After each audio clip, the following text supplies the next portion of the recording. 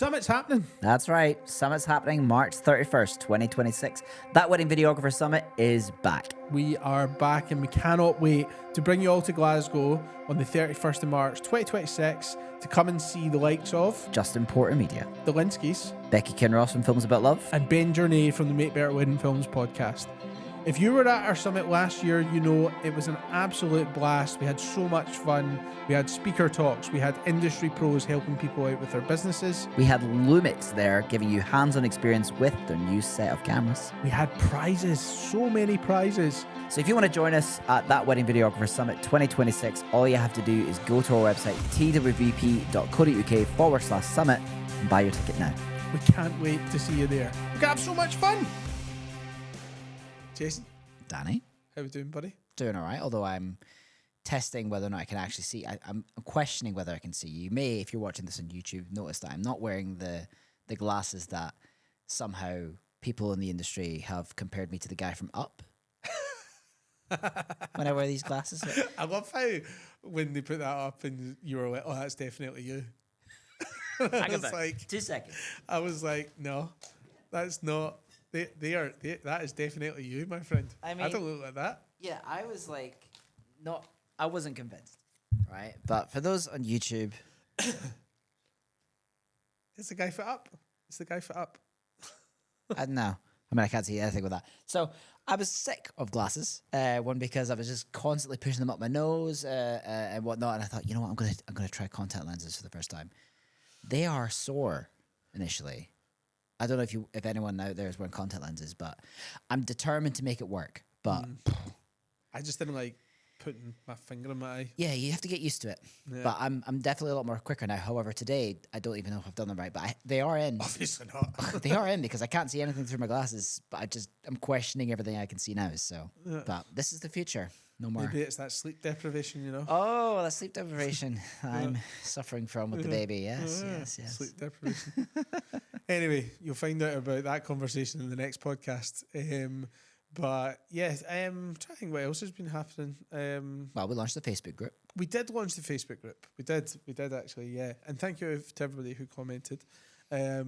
So that is something, as we said before, we should have probably done a while ago. We tried it Discord, didn't work, so we're going down the Facebook group route. And thank you to everybody who has joined. Looking forward to building that little community out.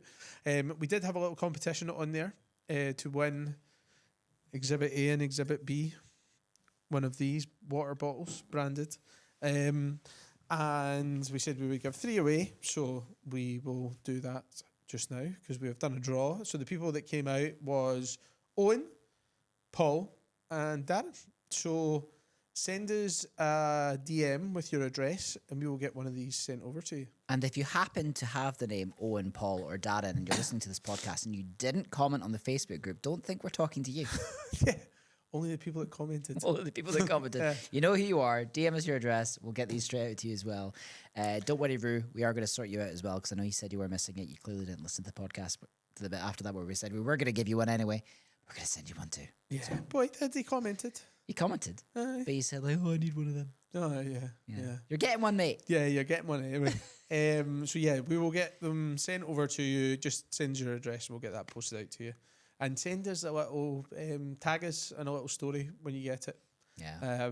But yeah, thank you to everybody. But yeah, I'm trying to think what else has been happening. Oh yeah, because we were on a call yesterday with each other. Because I've got the new iPhone. Mm-hmm. Have you got the new one yet? I don't have the new iPhone yet. No, so yours doesn't do this, does it? No, it doesn't. No. So you know how it's got that center stage thing when it follows you on like the MacBook or whatever? I was going to bring this up, but yeah, I'm glad you did. Yeah. So like, I didn't realize that the new one can do that. To be fair, see the new phone, I would say the biggest upgrade with this new one is the front-facing camera. Well, you know someone else that would know about that? Mr. Jeff Wood. From Jeff Wood. Very good. Very good once again. Yeah, thanks. You stole my thunder. I was about time. Did you actually plan all that? They just come to me. That one came to me like 10 minutes ago. To be and fair, I was going to bring up that phone call we had last night, and I thought, how uninteresting is that conversation to bring up? I didn't think it was we had a call last night, and oh yes, the camera moved me around. But it does. And actually, the new phone, it's it's a really good front-facing camera now. It was shit before. It's actually decent. Yeah. But anyway, yeah, like we said, Jeff can tell us all about It's it. open. It's a square sensor as well, isn't it? Yes. Yeah, open gate. Yeah. So God, that's the future, isn't it? Yeah, I More was watching cameras a review on it from this guy. He actually said it wasn't worth the upgrade if you weren't going to use the open gate. And I'm like, well, the open gate would actually be really useful for how we'd want to use it. So I think, but there's a limitation to the open gate. You can't. I think it's something about you can't do ProRes RAW on open gate. Right. Oh, okay. I think that's the only limitation to open gate on the iPhone. So if you're not interested in I've that, not got the new one. yeah, have You've you not got the new one? one? No. Oh, I'm okay. just having a Okay. quick I've still look got a here. 15. To be fair, well, this YouTuber said that you don't need to upgrade.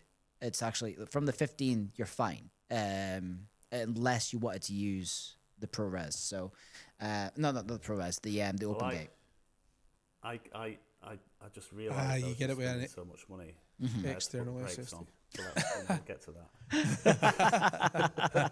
that. There will be a proportion of the listener base that maybe haven't listened to the original podcast. That when we brought Jeff on just under a year ago.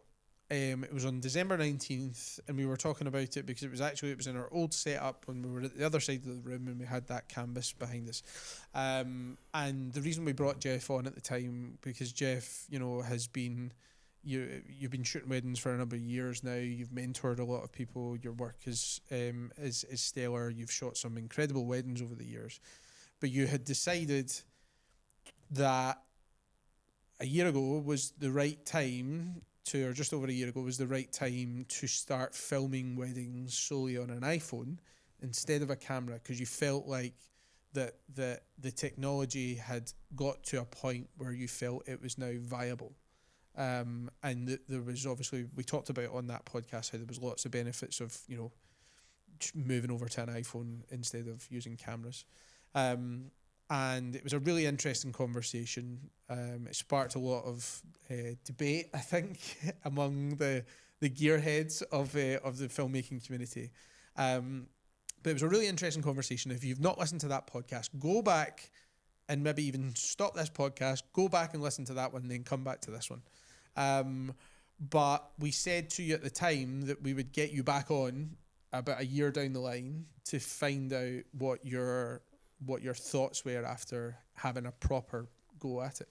And this is why you're back once again to chat with us. So we're really, really looking forward to finding out how it's been, what you've been up to, the challenges you've faced, the positives that you've encountered from it, and overall, I guess, like what your final verdict is. So yeah, it's going to be a good conversation. Looking forward to it. So, first of all, how has it been? It's been really good fun. It's I think, well, first of all, I just want to qualify a few things in that I think you definitely overestimate my attention span.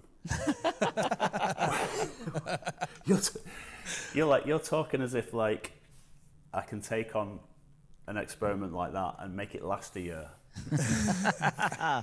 I got once I discovered that yes you can just rock up with just one phone and make a product that's as good as, if not better than, what I would do with my 3 old cameras and all the gear. Yeah, I proved that to myself. The things that I've learned by using the phone as the I don't want to call it a B cam, because in some situations it is the A cam. The things that I've learned about the phone during the year are just well worth talking about. There's been some massive surprises, some massive benefits, 1 or 2 drawbacks. So let's start with the positives. I mean, I'm going to assume it still rings true from what you talked about last year, which was that you're obviously a lot more nimble because you're not having to lug about all the cameras and the heavier equipment. But has there been other advantages on top of that? So the shocking things are still now, if I stick one of my films on the TV and we just, from streamed from Mediazilla, still now, The only times I'm really kind of dumbstruck by how movie-like one of the shots is, it's 9 out of 10 times it's from the phone. It's only really wedding filmmakers that use super shallow depth of field.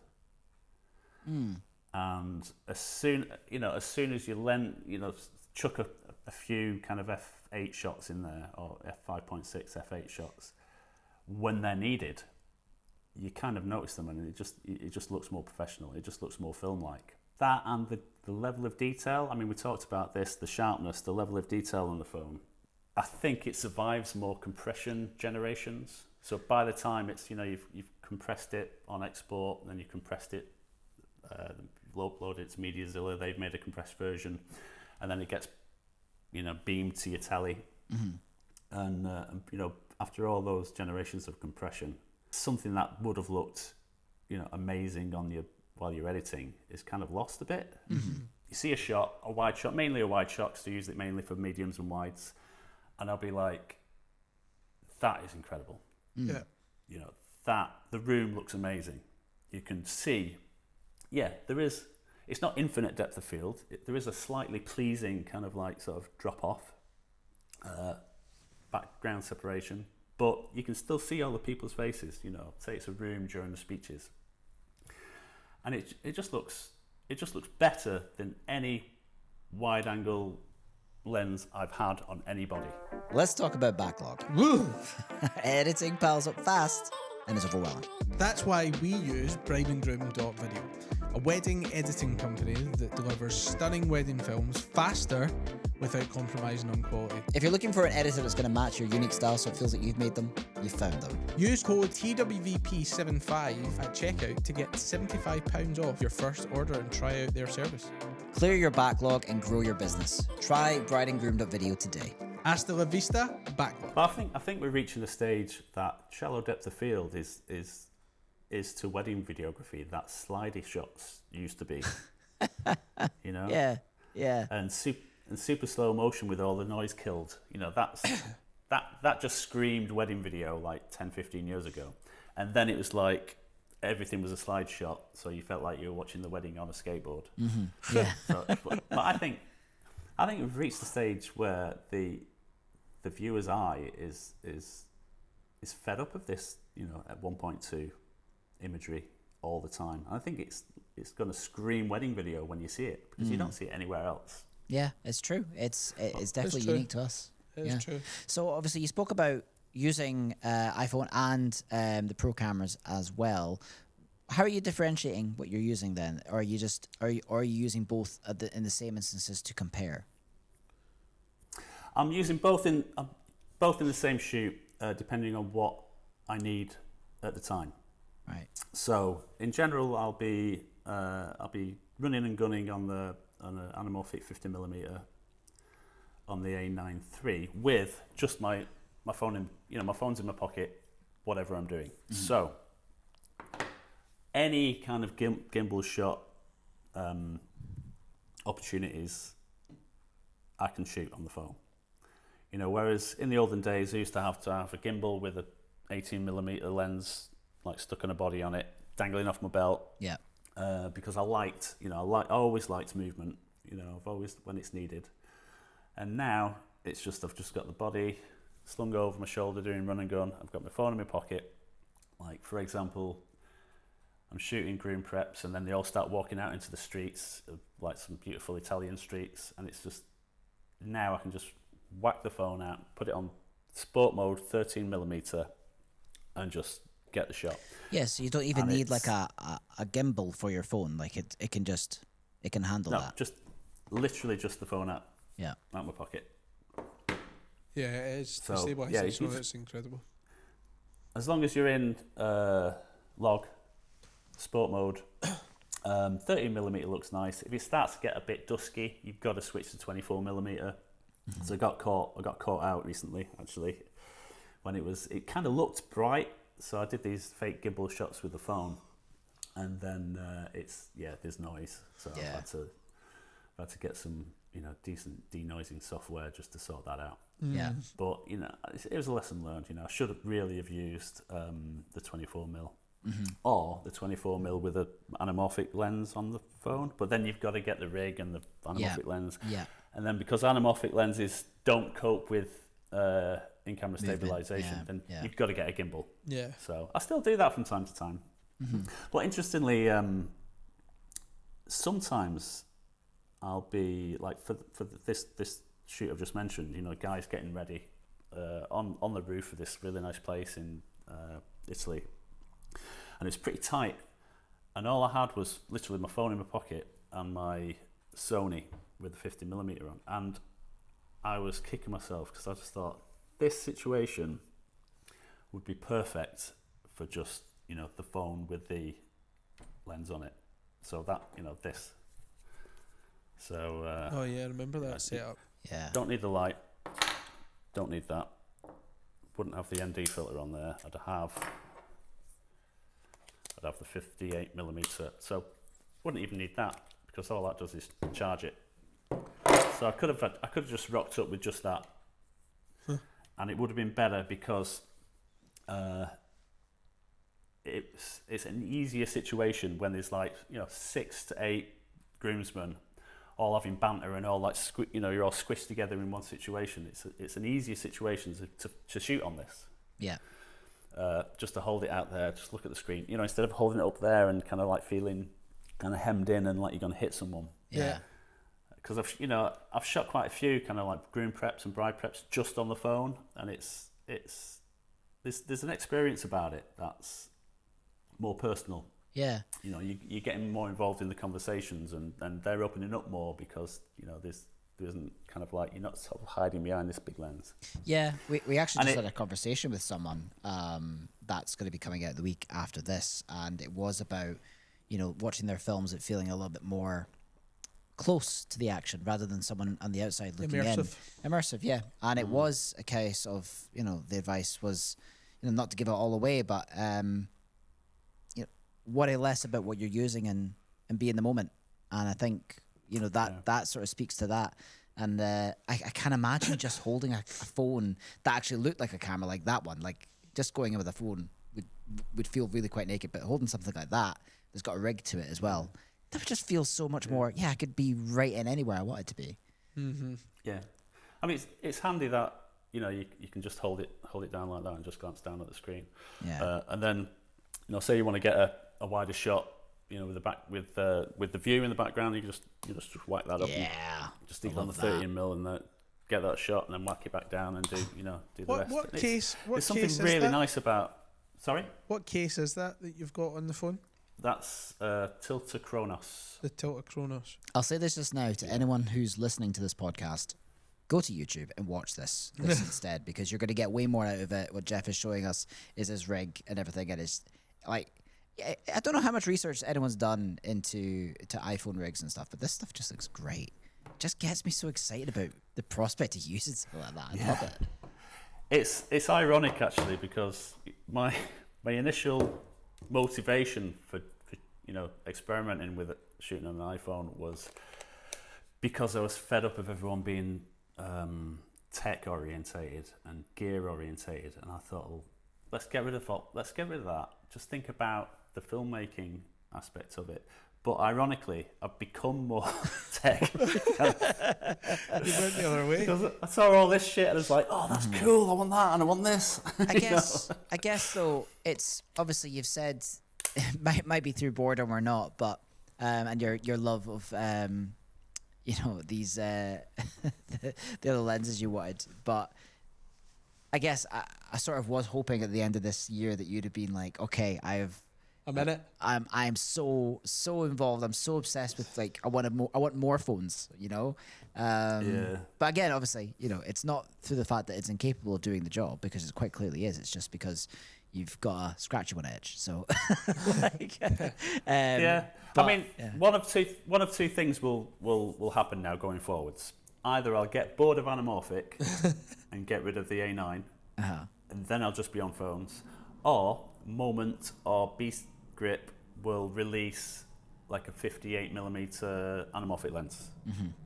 So if either of those two things happen, then I'm just going to get rid of the camera. Yeah. Let's talk about the more about the advantages then that you've encountered when using the phone.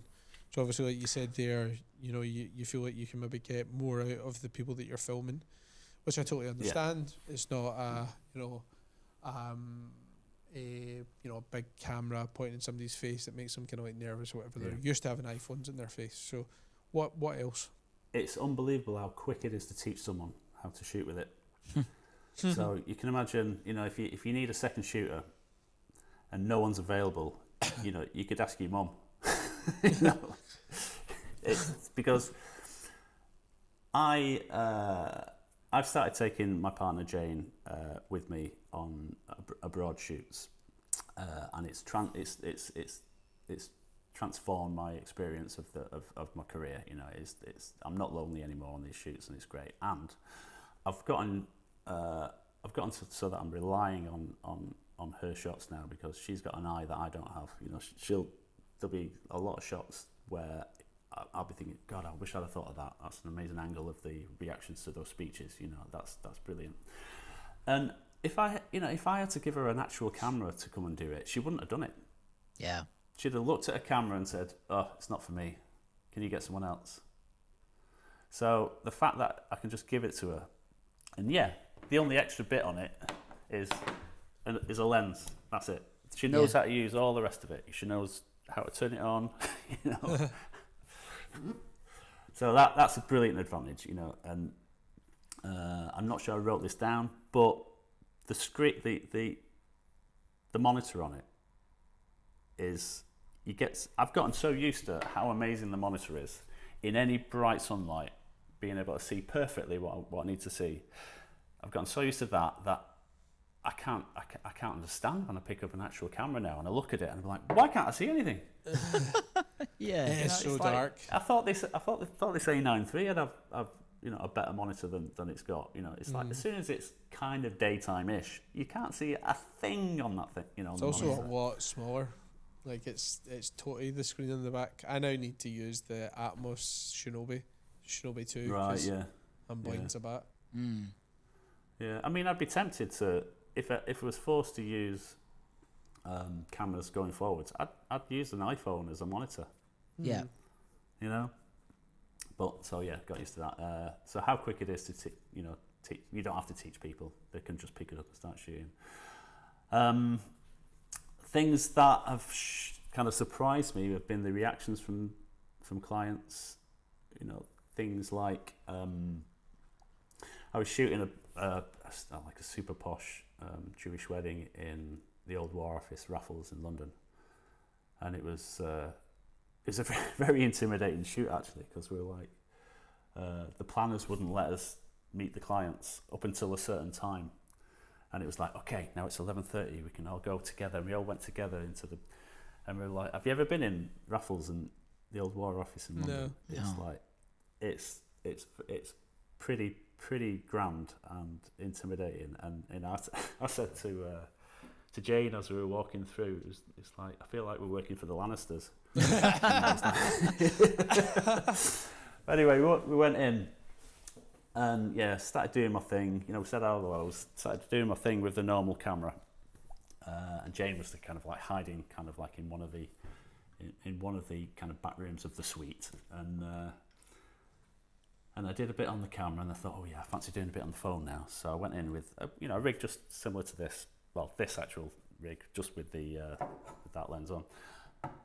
And the father of the bride just clocked me and came up to me straight away, going, "Whoa, that's cool. What's that?" Yeah. And I thought, I've literally just got it out. You know, I mean, it does look pretty cool. It does look cool. To be fair. That's the thing. Like, Looks it's minted. because I mean, it doesn't really look like a phone light there. It kind of looks like a camera, but you can tell it's not a camera. Yeah. I think the interest is probably because it's new and because it's more accessible. So you can see that and then say, "Oh, what's that?" And I say, "Oh, it's my phone with this." And he's immediately like, "Oh, I can use a phone. Yeah. Maybe I could buy all that shit." Yeah. You know, Yeah. and not have to learn photography. That's the thing with the clients. I think everyone would think using iPhones, but if you are watching this on YouTube, you see the rig. It doesn't look like an iPhone. Yeah. If you came out and you were just rocking that, just going like that, it might, you might get some questions. because it feels like anyone could do this, but realistically, anyone with this equipment, like if you, the phones are that good now. So another thing on the list here. Oh yeah, we just had a shoot last weekend in Sicily, and the bags didn't make it. So stupidly, I'd put the cameras and the rig in hand luggage, but that was it. So I didn't have any tripod. I didn't have anything to wear. I didn't have any tripods. Jane didn't have any makeup. Neither of us had any knickers. It was just, it was crazy. But anyway, we managed to buy some clothes. During the break in between one thing and another. It was a 2-day Indian wedding with 4 functions. So we were in between each function, we were jumping in taxis and going into Catania, an hour away, and rushing around. Jane trying on 100 dresses. It was crazy. But what it did teach me was it was the first time there was 2 sets of speeches, and it was the first time I've shot speeches entirely handheld. And one thing I learned was Jane had this. I think she'd even taken that off just to make it a bit lighter, and just stripped it down to the lens, just like that. So she stood there like that, just holding, can you imagine what that weighs? It's like nothing. Just stood there like that for an hour or so. And I had the A9 III, which, it's not super heavy, but after a the while, 50 millimeter, and the 50 millimeter Blazar is pretty chunky. Yeah. And for a lot of it, I could hold it out in front of me and, do autofocus and tap the screen, but the Blazar Apex, even though it is autofocus, I think the fact that it's distorted makes the autofocus struggle a bit. So for a lot of it, I was noticing it's hunting. So I've got to stick it on manual and bring it up here. And oh my God, I was holding it like that and my arms were killing me. Yeah. So in that situation, I just thought, this is stupid. Why didn't I just shoot it on 2 phones? Why didn't we just have a phone each? It would have been absolutely fine. And looking at the edit back, they cut together perfectly, and some of the shots I'm just like, Jesus, that is jaw dropping. Look at the fall off on the lights, on the candles, and look at the detail. Which camera is it? And I look and be like, yep, that's the phone. Yeah, it's crazy. And then some of them I'll be like, oh, that looks a bit mushy. It looks like the colours are struggling a bit, because I shoot on log with both cameras, and I'll be like, which is it? And I'm like, oh, it's a Sony. It's almost like, this is the workhorse, and it's the Sony that's, yes, you can get more beautiful shots because of the depth of field, but it's not the workhorse in this situation. Yeah. And again, so, it's like the depth of field, are we relying too much on that to look quality when actually it's, it's more about what's going on screen, because the films that we've been watching recently for people we're about to talk to have kind of been moving away from that. And we are noticing things that don't look like a wedding film are more intriguing to us and more appealing to us. So, yeah. And don't get me wrong, with the 58mm on, you can get background separation. It looks kind of like a full f4 kind of thing, So it does look like like a camera. Yeah. It's not like as soon as you do that and just shoot like that without any lens at all. Yeah, it looks like a phone. Yeah. Because it's what is it? Probably about an f20. Yeah. So it's just not that interesting. Yeah. And if anything, while watching the edit back, it was pretty dark. It's only lit by candles because my lights were in my luggage that I'd lost. And I had to shoot the anamorphic lens on f2, f1.8, and it was so shallow that it was just it kind of when you're watching the edit and you're cutting between cameras, it definitely looks better on the the f5.6 depth of field, and then when you cut to the 1.8, it's just whoa, it's it just doesn't look like anything. Yeah. It looked great on a still, but it just takes you out of the story a bit on a video. Mm-hmm. So in that respect, the phone was actually better in low light, you know, because if I had to stop down the Blazer Apex to an f-stop that I was happy with, you know, with the depth of field, it would have been too dark. It would have been too grainy.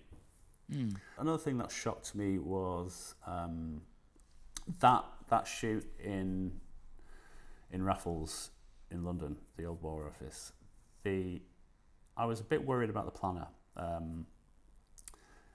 because they're a pretty high-end planner. They do. I've shot some crazily high-end clients through this planner, and I was kind of like just a bit worried what their reaction would be because they didn't have any warning. I just rocked up with like 2 phones and a body. So, and the main reaction was during the speeches, he didn't notice any cameras. He was like, "Where were your cameras during the speeches?" I said, "Well, there was one here, and like there was a phone on a light stand." And he was like, "Well, that's it." I was like, "Yeah," and he was like, so that was a positive reaction. He was like, "Oh, that's great. You know, you could put them anywhere. No one would even notice them." Yep. So that was good. That's the thing that I would feel like a big advantage. You literally can't place them anywhere without taking up so much space or feel intrusive. Yeah. Like you can literally, I think you just clamped it onto a light stand, or was it like? Yeah, well, I've got these. I'd show you it, but it's like a small rig. I think it's called like a content creator's tripod, but it's shaped like a light stand, and it's light as a feather. And it's got that kind of like clasp to put your phone in at the top. Yeah, I've got a small rig ball head. Right. God, that's so great. I've got that on everything. Got it on all my phones, on my cameras, and my lights. I feel like I would be Same scared if thing. kids were running around it. If it fell over, I'd be like, "Oh, just pick that up." You know, like, but as a kid playing. Oh, another good thing about that as well is I've not got on the list is I've got 4 of these tripods, and they all fit in a bag this big. Yeah. Oh, that's ideal. And they're light as a feather. So no more. So I should have took them on hand luggage. Yeah. Yeah. Did you get the bag back? Yeah. Ironically, we when we were checking in for the flight home, we got a text saying, "Oh, your bags will reach Catania at 3 p.m," which was a bit of a shitter because our flight took off to go home at 1 p.m. So that was a bit of a bastard. So we had to wait another few days once we got home just to get them delivered here. Yeah. See, I'm filming in Spain next year, and the temptation to do this approach is just it seems so tempting. Just use it as a beacon. Yeah. Put it on log, and just see what That's happens. the thing, because obviously you're using the Blackmagic app, aren't you? Yeah. Yeah. So you have elements of control there. Obviously, you can change the aperture and everything on that, as you could on the iPhone anyway. But Not aperture. You mean ISO and? okay, you're not changing the aperture. You can't change the aperture. No, I think you can change the aperture. Fixed. Oh, it's like a digital aperture they've got, isn't it? It's not. Yeah, got you. Yeah. It's like the effect of it. So Which you just want to keep off. yeah. I saw that. Oh, so are you talking about this cinematic mode? No. Oh, right. Like when I'm sure I was able. No, you can do it. You can change the f-stop, I'm sure. You know? Only on cinematic mode, which is a fake. It is. It's just on cinematic, and you can just change the digital effect of how bokeh, how much bokeh you want. But it's just digital. Yeah, that's right. Yeah. That cinematic mode needs to improve like 100-fold before I'd consider it. Yeah. Because it can look great on, if you put a load of effects on it and stick it in a reel, but you try to use it on a proper edit and watch it on a big TV, it just screams fake. As soon as you can't even use a short shot. It just looks too. I've tried it. Yeah, I've tried it. It's just horrible. Yeah, it's almost green screened. That's what it looks. Yeah. It's like, but it came a long way from even when it first came out, to be honest. Because remember when it first came out, and there'd be like blotches of you that would be like blurred, or there'd be like bits of your hair that were all kind of like blurred out and stuff, because it wasn't able to. But Yeah. I mean, to be honest, Apple just need to hurry up and make a camera at this point. No, but why make a camera when you've got a phone? You know, No, no one I will had, buy I it. had a rumour they were going to no, really. make It a wouldn't cinema surprise me. I camera, mean, yeah. they've got their finger on pretty much every pie. I just wonder how they would make that. Like, how would they improve the camera world? That's Apple are disruptors. They're there to. You could have it all connected up to Think- anything you take goes straight to your iPhone or whatever. I mean, that's just an iPhone. Aye, or like your Mac or. They would have to obviously, take out the features of a phone to obviously, interchangeable lenses and stuff on there. Maybe I don't know.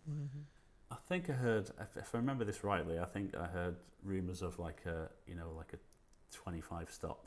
I remember hearing so I think that was the a other- long time ago about a camera that had, I think it had built in like 17 different lenses. And you would take a picture and it would take a picture with every single lens at every single focal length. And then essentially you would get somewhere between a 60 megabyte to 100 megabyte photo that had all the information from all the lenses and all the focal lengths. And you could pretty much edit it in any way you would. So you could add in, you could choose how shallow or how deep the focus was. You could do everything to it, and it was just one click, but it took pictures with all the lenses. Now, that wasn't Apple that did that, but that project disappeared, and I wondered if a company bought it. Because I was following that project for 3 years back in 2014, and then it just disappeared. I don't know where it's gone, and I feel like Weird. it's been bought by something. Or they just realised it wasn't going to be possible. Like I was the only customer, maybe. But I thought that would just kind of kill the creativity, because essentially you take a picture and you could do anything you wanted. Literally rock around a wedding and go like that, and I've got everything I need. You could do anything you wanted. So what's some of the drawbacks then that you found? Yeah, the thing I already mentioned with, if you want to use a particular lens, you've got to use that depth of field adapter, and you lose, God knows how many stops of light. So it definitely doesn't suit weddings to use a depth of field adapter. Even if you get used to kind of like sort of, even if your style was locked down and it doesn't matter that it's bulky, you lose too much light with a depth of field adapter. So that's hard. So that's why I'm reliant on companies like Moment and Beast Grip to come out with new interesting lenses. They do the anamorphic lenses, yeah, but they're they're 24 millimeter anamorphic, which is 24 millimeter in the vertical and about 18 in the horizontal. So it's super wide. If they did the same thing in a 50, 60, 70, 80, whatever, then that'd be it. That'd be it. So that's a drawback. One thing I noticed while editing these speeches that we just did, which were lit only by candlelight, is the multiple kind of ghosting reflections from the candles. Yes. So you don't really notice them that much, but for this shoot, I did post stabilization on most of the phone shots because it was a medium wide and it looked better, like stabilized. It looked like it was on a tripod, but then you'd notice the ghosting reflections of the candles kind of jumping around on the screen, and it, people. I can imagine people thinking, "What are those?" Yeah. Like fireflies or something. or those moths are flying in formation. Have you seen Lumix have just announced another new camera, the S12? Well, I have. This camera is chock full of features that wedding videographers like you are going to love, including 5.1K open gate at 50 frames a second for the first time. Incredible slow-mo footage at 100 frames a second in 4K. Best in class image stabilization. And also a new and improved hybrid phase detect autofocus. You can get your hands on this camera by loaning it for up to 48 hours. Just visit the Lumix store. And if you do decide that this is the camera for you, remember to use code TWVP at the Lumix store for 10% off. That's right, 10% off this brand new camera that we believe is the perfect camera for wedding filmmakers. I remember last year, when we spoke to you, you were quite, I think you were fairly confident that this would eventually, this will be the kind of the I guess the future. Do you still think that's the case after your time experimenting with it? That this is the route that we'll all go down, or? I think the future will be. I think the equation's complicated by the rise of content creators, wedding content creators. So they're coming at it from a different angle. They're coming at it from like, oh well, we shoot on phones and it's not that professional. They, sooner or later they'll realise that if I shoot right, it is professional, and I can charge 10 times as much as what I was charging without even changing my gear. I think we'll get to a place where we're charging the same. Content creators will be very good at what they do, and it'll be almost identical to what we do. You might get the odd kind of dickhead like me kind of switching over and shooting on phones. I don't know. Well, I mean, with the introduction of OpenGate and the new iPhone, I think that's only if you. I think you record. Is it record to an SSD? I think. Or yes, something you have to use an SSD, but I mean that could allow them to get their social content and also make the horizontal, the landscape that they're missing from it. So that could completely change the game if people be able to figure that out as well. So yeah, I think there will be a merge as well. Maybe not in the next year, but 5-10 years down the line, there's going to be a lot of technology shift in terms of how everything is utilized. So Yeah. Yeah, absolutely. interesting. See, Absolutely. Or the camera companies will make the aspects of cameras that aren't as good as a phone. Maybe they'll make them more like, as good. Like, for example, they'll make them lighter and smaller so they're not as chunky and heavy. yeah, They'll make the monitor better so that you can use it during the day, and higher res so that you can use it, for yeah, so that it's as good as a phone. Or they'll make it so that the battery situation is better. You can't beat the battery situation with a phone, because with that handle, I finish the day with the phone on 100%. yeah. Oh, do you? So you're not going to run out of battery. You're not going to run out of memory, because I'm shooting in H.265, and you get hours and hours and hours and hours of memory on it. So Yeah. just during the last shoot, I ran out of battery on my A9 III, because I've gotten so used to not checking the battery that Yeah. the battery ran out just before something really funny happened as well. So It just sounds so appealing. I know there's obviously going to be some limitations, but I'm trying to figure out what they are. what obviously, like with the lenses, the 58mm that you've got there, you're going to get a bit of.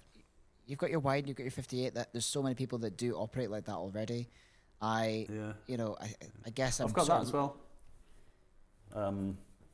That's 120mm. Yeah, I was gonna say for a longer, like a bigger focal length. Like there you go for Yeah. speeches. You're sorted. So So that works in pretty low light, but and that just it's connects gotta to be the locked. same rig you've got. You just take the other one Yeah. off and slides Yeah, on. but it's not only is it got to be locked down, but Let's get a silencer. you've got to have no waiters walk anywhere near it, because the Ah, slightest okay. little vibration, and it's crazy. Yeah. It's Okay. crazy. And if you've got it at a slow shutter speed for a lower light situation, then it's you can't stabilize it in post, because you see all the motion blur. Yeah. So Interesting.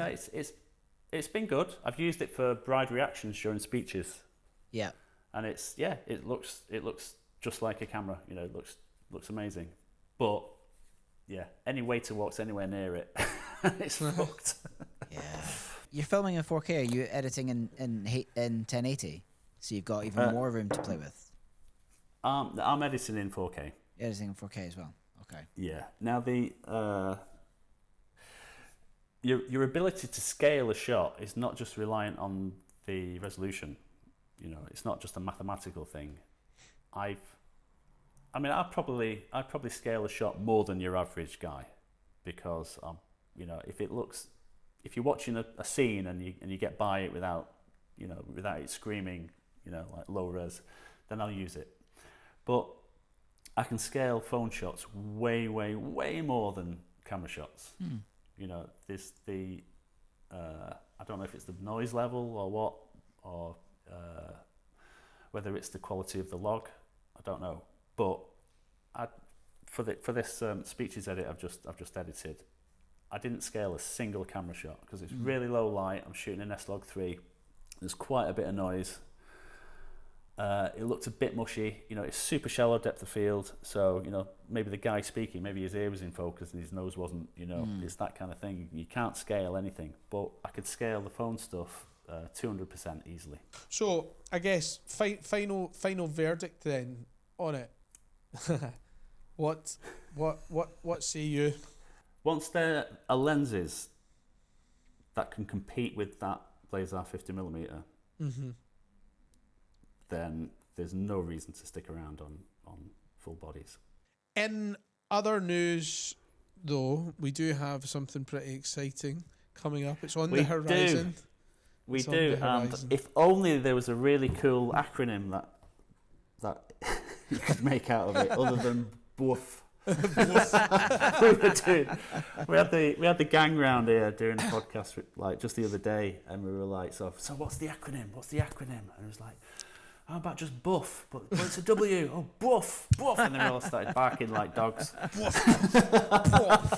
Buff, such guy. So yeah, the British Wedding Film Festival. Yeah, it is exciting, and I'll tell you why. Because I saw one of the entries just the other day, and it just floored me. Oh wow! It was I won't say who it was. In fact, I'd never heard of them, or what category it was, or But it was just pure filmmaking, and it just made me think. For the first time, I thought, yeah, this is gonna be inspiring. As soon as I saw that film, I just thought, I want to be that good, Yeah. So I thought, if it's going to do that to me, then yeah, it'll do it to everyone.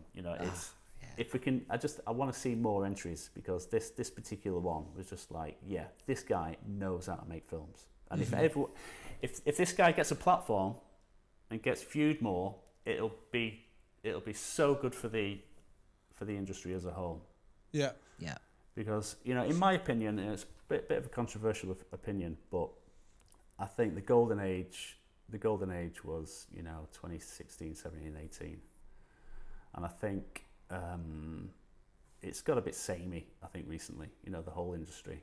I think and I think if we can shine a light on these really creative kind of like I'm going to use the word genius. This guy is.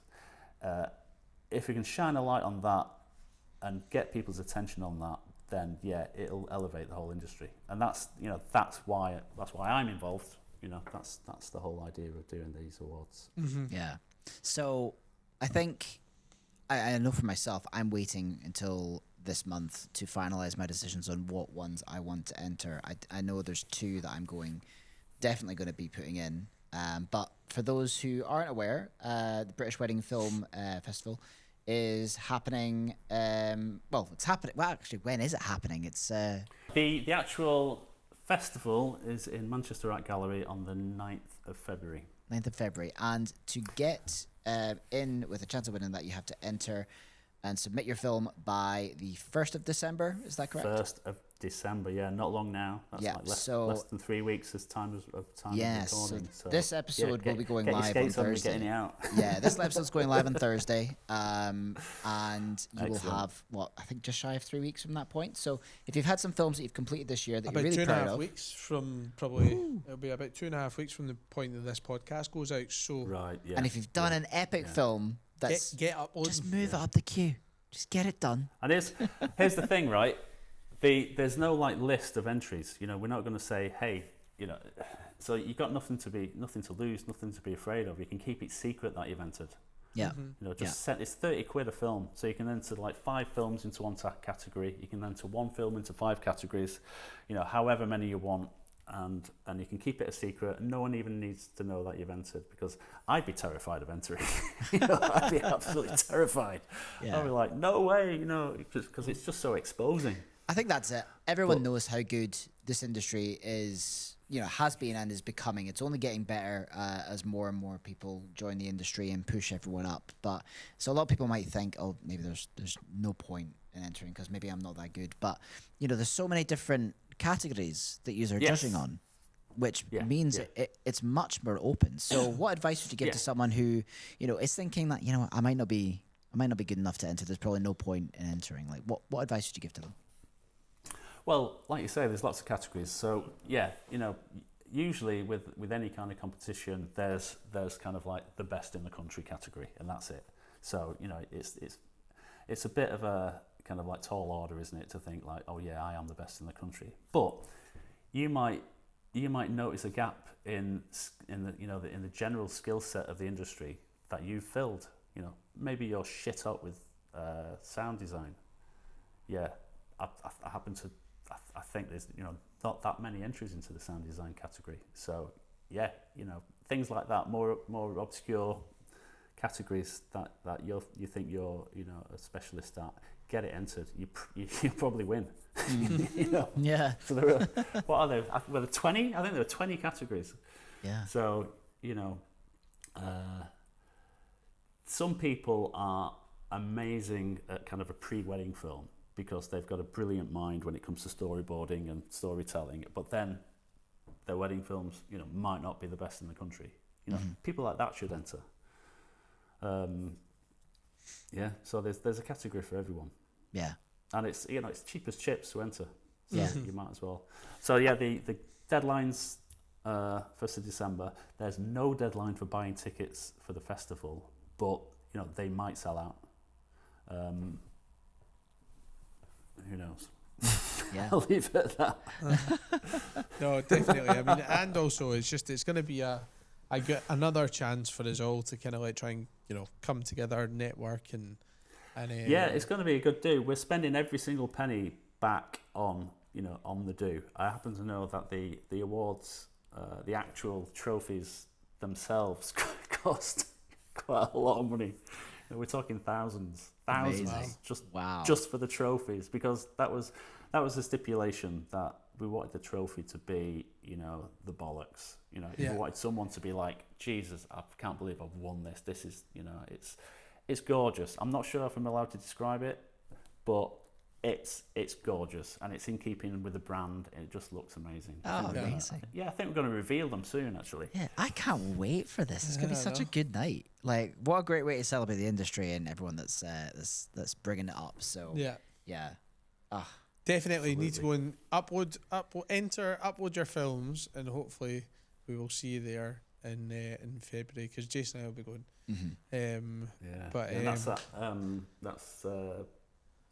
It's BritishWeddingFilmFestival.com. I'm saying that. God, I'm guessing. I should have done my homework.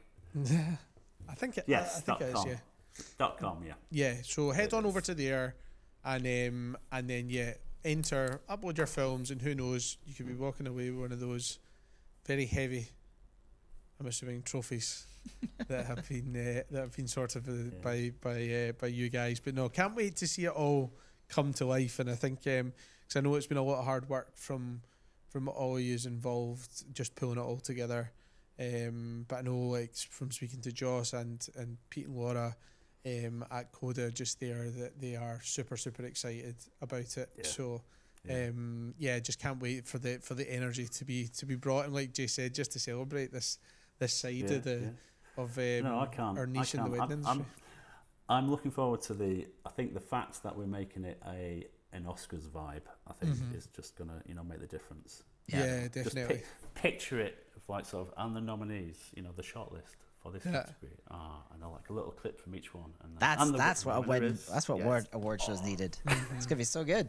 Yeah, I know, because it's just like all the other awards. It's just names on a screen. Yeah, I really hope people get behind it, because it's people's needed an authentic, like, award, like way to celebrate great filmmakers, because these like the majority of these awards that are out there are just not fit for purpose. Nah.